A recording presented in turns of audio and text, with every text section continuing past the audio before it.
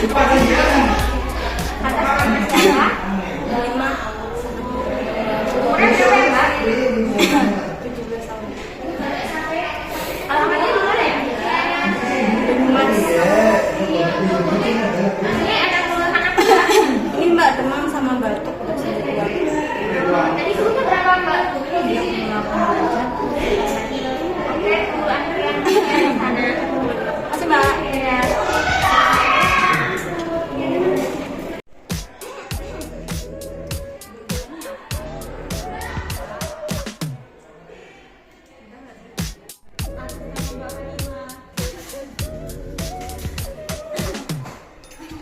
Baik, Mbak, dengan permasalahan batuk tadi kan.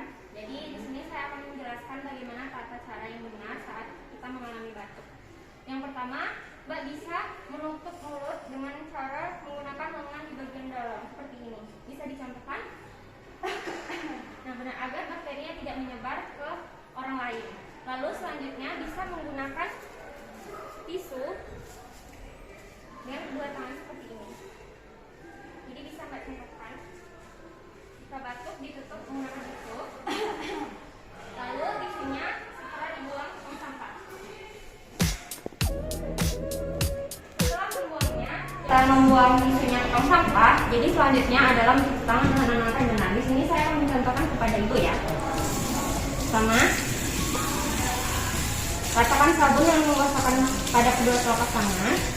Lalu gosok punggung tangan dan sela-sela jari, lakukan pada kedua tangan. Lalu gosok kedua telapak tangan dari sela-sela kedua jari tangan. Lalu gosok punggung jari kedua tangan.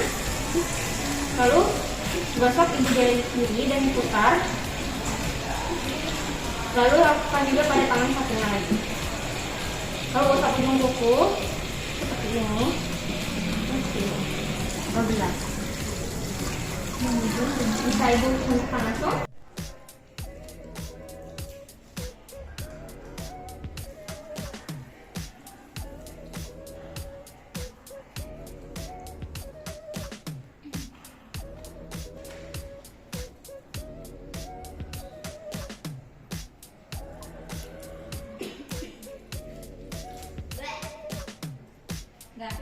Setelah melakukan cuci tangan dengan benar, lalu saya menyarankan jika pasien terkena batuk untuk menggunakan masker dan juga menggunakan masker agar tidak tersebar batuknya dan juga bakteri.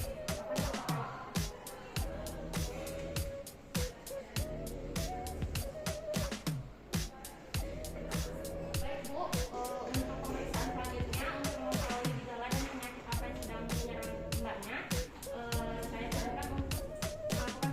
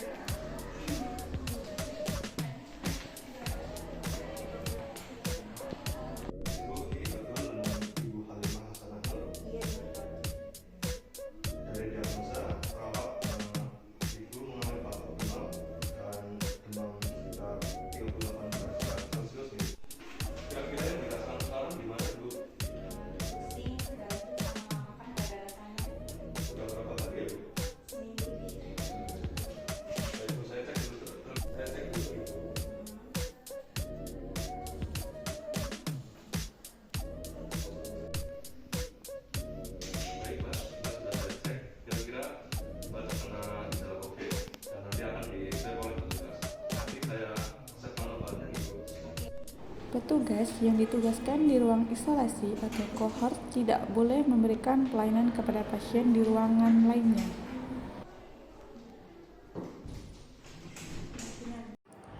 Penempatan pasien di ruang trias harus diberi jarak minimal 1 meter antara satu pasien dengan yang lainnya. Pastikan pasien infeksius ditempatkan terpisah dengan pasien non-infeksius.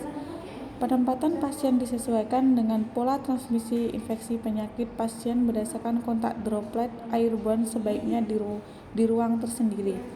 Bila tidak tersedia ruang tersendiri, dibolehkan dirawat bersama pasien lainnya jenis infeksinya sama dengan menerapkan sistem cohorting. Untuk menentukan pasien dapat disatukan dalam satu ruangan, perlu dikonsultasikan terlebih dahulu kepada tim PPI atau penanggung jawab PPI. Penggabungan pasien dalam satu ruangan untuk pasien yang diisolasi, maka harus memperhatikan jarak antara tempat tidur pasien minimal 1 meter. Ini penting karena pasien mungkin mengalami penyakit menular lainnya selain infeksi yang sudah dipastikan.